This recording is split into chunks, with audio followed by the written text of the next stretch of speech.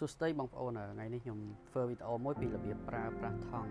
ក្លុំបេប្រភេទស្វិតសូមបញ្ជាក់បងប្អូនថាប្រភេទក្លុំបេស្វិតថង់វាគឺលហែកពីចំហៀងមានន័យថាបើយើងសោកគឺយើងសោកពីចំហៀងណាខុសពីស្រួយគឺយើងសោកទៅតឹងតែប្រភេទស្វិតគឺយើងសោកពីចំហៀងហើយធ្នេដែលពេលយើងអ៊ុតហើយគឺឃើញ3ជ្រុងខុសពីថង់ស្រួយយើងឃើញតែ2ជ្រុងអានេះថង់ស្រួយណាថង់ស្រួយបើមិនឃើញក្បាលឃើញចំហៀងមិនដែលឃើញតែ2ជ្រុងទេណានេះថង់ស្រួយណាប៉ុន្តែថង់ស្វិតគឺបងប្អូនតែឃើញ3ជ្រុងអញ្ចឹងបងប្អូនដែលទិញអីវ៉ាន់ពីក្រៅប្រទេសមកតែគេខ្ចប់អូតូហ្នឹងគឺភាគច្រើនគឺយើងឃើញធ្នេ3ជ្រុងណាគឺគេប្រើម៉ាស៊ីនធំហើយគេប្រើប្រភេទថង់ស្វិតអញ្ចឹងអានេះក្លុំបេមួយបងប្អូនមើលចាំខ្ញុំធ្វើហែកចេញហើយយើងថតរបៀបកាត់របៀបអីបងប្អូនមើលអញ្ចឹងណាអញ្ចឹងថង់យើងមានច្រើនຂະຫນາດបងប្អូនអាចសោកជាងចេះ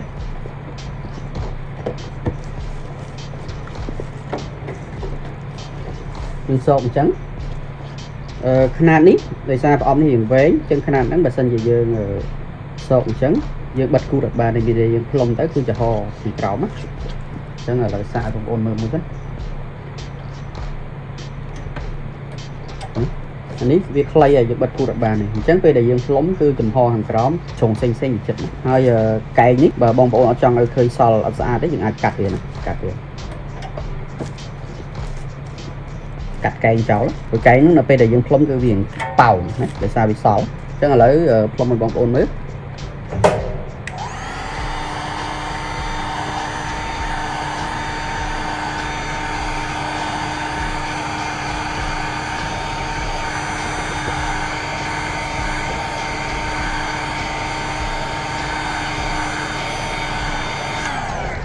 អញ្ចឹងពេលដែលយើងកាត់កែងយើងឃើញធ្នេកន្លែងហ្នឹងស្អាតចឹងណាប៉ុន្តែបើសិនជាយើងអត់បានកាត់វិញវានៅមកដុំអញ្ចឹងដោយសារកន្លែងនេះសល់សាច់អញ្ចឹងប្រភេទថង់ស្វិតគឺ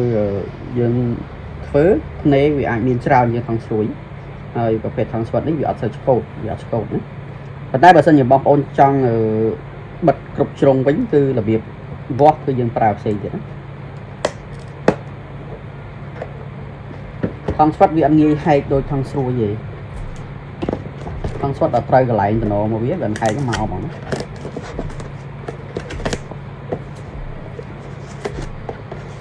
ចឹងប្រអប់ដូចគ្នាចឹងដដែលបើសិនជាបងចង់អត់បិទចិត្តឈឹងតើយើងដូររបៀបច្រកចេះវិញយ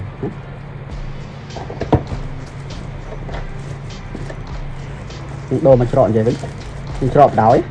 គឺវាសល់សាច់សម្រាប់យើងកាត់អញ្ចឹងបើយើងចង់បិទមកយើងធៀងទៀតគឺយើងកាត់វាណាអញ្ចឹងឥឡូវយើងច្រកបដោយយើងកាត់ថង់ហើយពេលកាត់ថង់ពេលបងប្អូនដាក់មុខថង់នេះកុំឲ្យវាខ្លីពេកព្រោះខ្លីពេកដែលពេលដែលសកាត់ក្បិតចុះវាទាញថង់ឲ្យលហែកនេះបើយើងចង់បិទវាយើងកាត់វាមកជុំនេះមក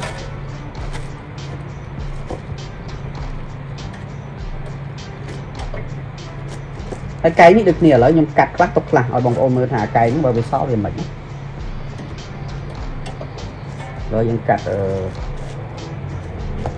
ខាងនេះទុកខាងនេះទុកឲ្យបងប្អូនមើលណា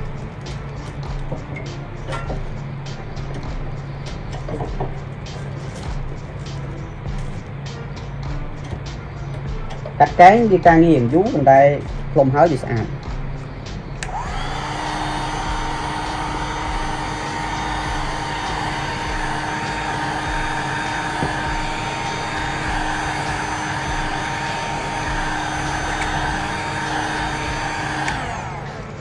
ខេឥឡូវអានេះជ្រុងដែលយើងអត់កាត់កែងពេលផ្លុំហើយវាឃើញមកដុំអញ្ចឹងណា